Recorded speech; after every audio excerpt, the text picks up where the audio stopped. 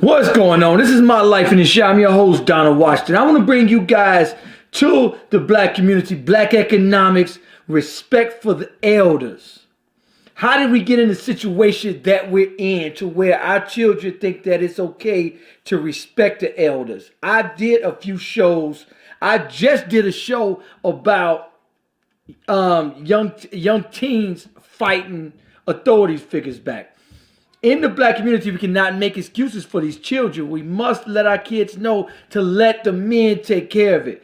And I did a documentary to where I interviewed Africans from Nigeria, and what they were telling me is that everybody in the community, they don't move away. One of the problems in the black community, to me, is that we do move away.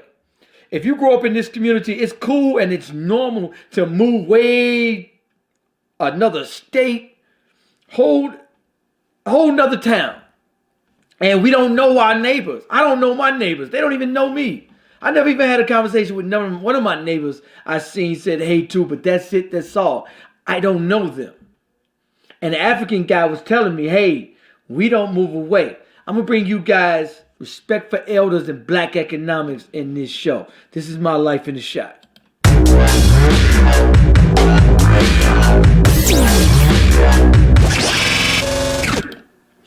I was just talking about respect for elders, respect for authority figures. Now, I cannot stand the police. Don't get me there. The police harass, arrest us. I mean, just to the max. I got to that in a few other stories. However, this particular story is out of Detroit. Young guy's going to try to rob one of our elders. This also comes back to economics. We spend 98% of our money outside of our community. We don't spend none of our money in stores in the community that live in the community. Therefore, we let everybody else come in our community, take all of our money, and go back to their community. That's why we cannot give our young brothers and sisters jobs.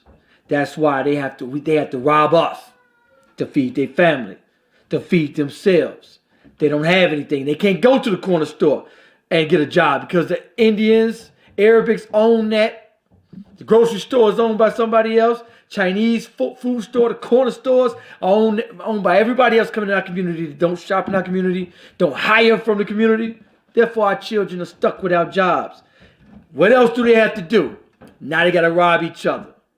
We move out of our own neighborhood so we don't even know our neighbors. For instance, my father grew up with my homeboy's parents for 30 years. And then I grew up with him for over 35 years. So if I see his child out there messing up, I'm going to check his child. I'm going to discipline his child right there. One of my homeboys, because I grew up with him, my family. He is family to me. I'm going to bring y'all a story out of Detroit's West Side, man. This is terrible. A teenager picks the wrong man to rob, and a camera is rolling as the tables quickly turn. Thanks for being with us for the news at 6. When trouble sneaked up on him, Darius Summers was ready. Now the teenager who tried to steal Mr. Summers' gun is recovering himself from a bullet wound. Our Sean Lay is live on Detroit's West Side with security footage showing how the man fought off the would-be robber. Sean? And Kimberly, that footage I'm about to show you is sad. We're talking about a 16-year-old armed with a gun trying to rob one of our Detroit seniors. He tells me he was not going to become a victim.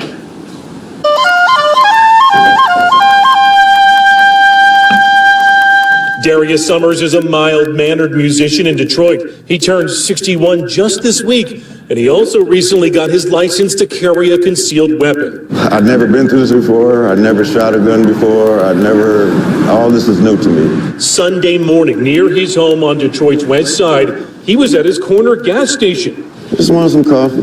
Walked down here to get some coffee. He says a teen, armed with a gun, just 16 years old, saw that Summers was armed, and watch this. That teen tried to rob Summers of his weapon, sticking his gun in Summers' back, thinking that Summers was an older, easy target. I said, all I want to do is leave, controlling me.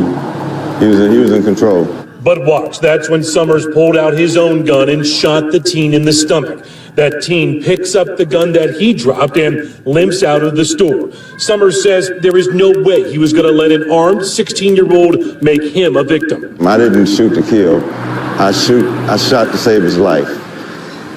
I got him up off me. Summers is also a grandfather, and he tried to talk to the teen as a grandfather. I said, why you got to go through this? I said, this is unnecessary. You know, then he just insisted, and he wanted my gun, so I gave it to him. Well, back here live, that teen now being charged as an adult. His name, Xavier Fertrell, just 16 years old, now charged with assault with intent to murder, carrying a weapon with unlawful intent, 3 counts of felony firearm charges in Kimberly. He's also charged with carrying that concealed weapon we saw in the video. Back to you. Sean, do you know how the teen is doing today?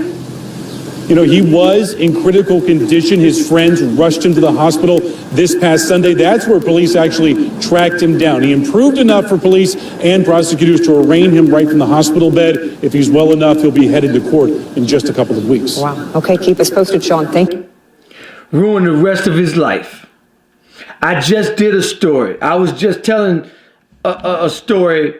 Young girl hit a teacher in the face. A young guy was trying to fight a cop.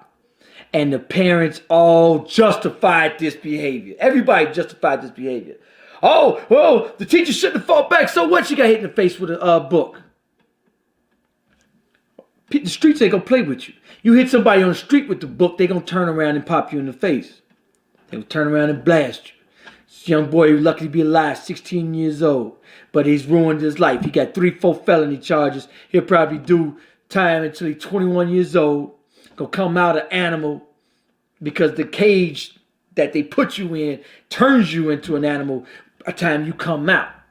Jail is built to destroy our children. Jail is built just for that. They used to give education in jail, but they figured out people go to jail, come out with a degree and productive citizens.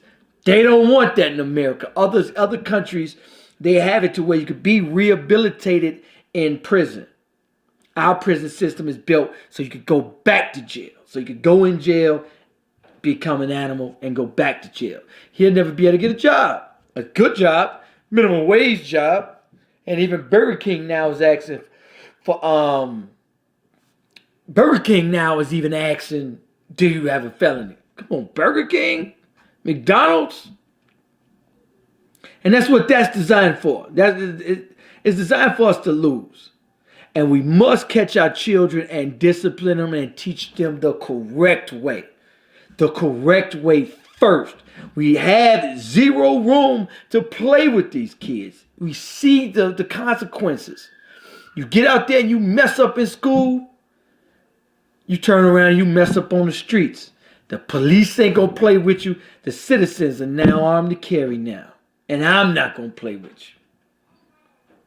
Especially when I get old. When I come 60, I'm going to carry a gun everywhere I go. And I dare one of these young brothers to run up on me. Because I know how these children are. And if we don't teach them right, we're going to lose our children to the streets. Just like how we have been. We've been losing them to the streets. This is my point. I just brought you guys 2 stories. 2 stories back to back of children messing up, trying to run up, slamming teachers, fighting teachers, throwing books, hitting teachers in the face with books, fighting the police in the school. And I brought you one where the teenage boy tried to run it, and he got that behavior from school. He probably ran up on his teachers, running up on elders, running up on authority figures, and he got away with it. And parents authorized this. We back this behavior. We think this behavior is cool. And when the police shoot him down, we like, oh yeah. But you see this young brother, the older elder. Now anybody else would have killed that young boy. They would have unloaded 16 shots at him. Laquan McDonald. Not 1, not 2. This guy shot like twice just to get him up off of him. Anybody else would have shot him 10 times. He emptied the whole clip until that young boy was dead. That little boy is very lucky to just be alive. This is the reality we face. We cannot play with these kids. None. Anyway, make sure y'all like, comment.